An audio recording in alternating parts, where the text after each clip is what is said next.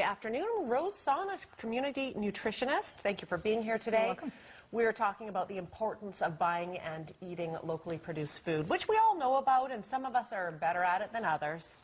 Yes. Let's talk about what's in the basket, for example. There's all kinds of neat things. I just came from the store and scoped out locally grown and produced food. So starting on this side, we've got pasta that was made in Vernon, lentils from the Oliver area, cheese from Salmon Arm, and of course our local suppliers here, parsnips, red cabbage, apples.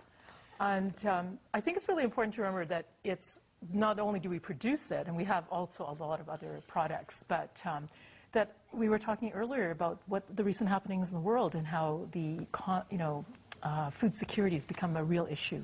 Absolutely, because of the earthquake in Japan, and food has become a real issue over there. Yeah. What does it look like for Kamloops? If there was to be a sudden disaster here, what would happen in terms of food supply in Kamloops? If our railways and roads were, let's say, shut down for any reason, we estimate there's about 3 days' worth of food For in Kamloops, each person. for each person.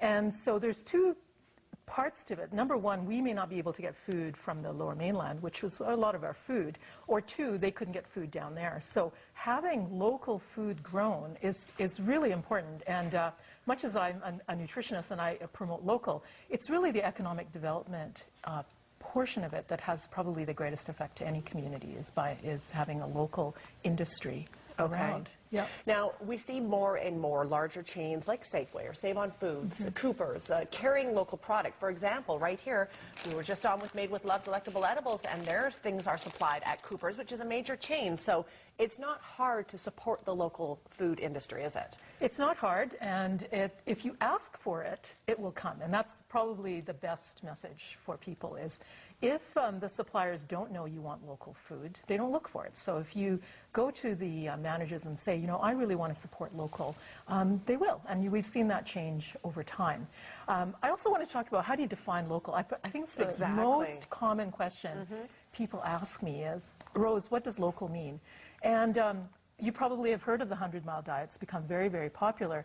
But really for us, local is grown as close to home as possible, whether it's just outside of that 100-mile, or it could be 50 meters outside of your door in your own garden. It's important to get it as close to home as possible. And different seasons, you have to go a little bit further, but again, keep that in mind because transportation is an environmental impact. Absolutely. And of course, another great source of buying locally is the farmers market, which we all know about, and that's coming up pretty quickly. Yep, in April they'll be starting up again at the end of April, beginning of May. And we're really fortunate in that we have multiple locations in town, including Sun Peaks. We also have different programs that you can sign up for, like Thistle Farms has a box you can get a week. So that certainly brings awareness to that. And so many different ways. I know you've had a great demonstration of how you can use local food, but I served roasted parsnips just a couple of days ago.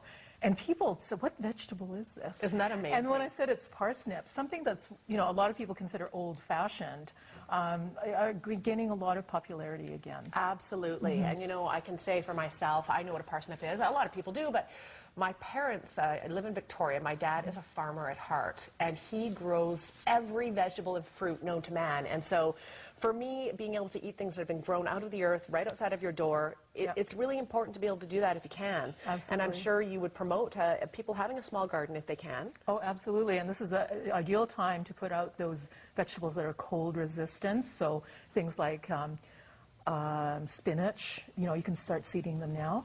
The other thing that has come up over the last little while, you've probably seen the reports on rising food prices. Yes. And so why that's important for local is, again, any of the industries that will rely on petroleum products, and from petroleum they get a lot of fertilizers, etc. So trying to buy local, trying to buy organic actually reduces the dependence on those. And so if we can help our producers locally, it'll help our food prices stay down. So we're expecting pretty big changes over the next couple of months. I'm sure. And another big thing. Do you have any food reserves in your home right now? How long could you provide food for your family if the food supply was cut off? A month? A week? 3 days? Wouldn't you feel better if you had the necessary reserves? Have you ever noticed that the more advanced we get, the less prepared we are? Many things that defined life only 100 years ago are so convenient today that we don't really think about what would happen if that convenience were gone. Consider how we get our food. We just go down to the grocery store and grab a few things. But what if something happened that interrupted the food supply to the store? How long would it take for the shelves to be wiped out? What would you do? How long could you and your family survive? You know, for all the other important things in our lives, we have a variety of professionals, from mechanics to doctors, to help cover our bases. Why don't we also have a food professional? Food is our greatest dependency. Yet most of us find ourselves unprepared for the uncertainties that lie ahead. Why take chances? Why not do something about it? You've already taken the first step. Keep moving forward with this tour, and we can help you put a plan together and even show you how to get your food for free.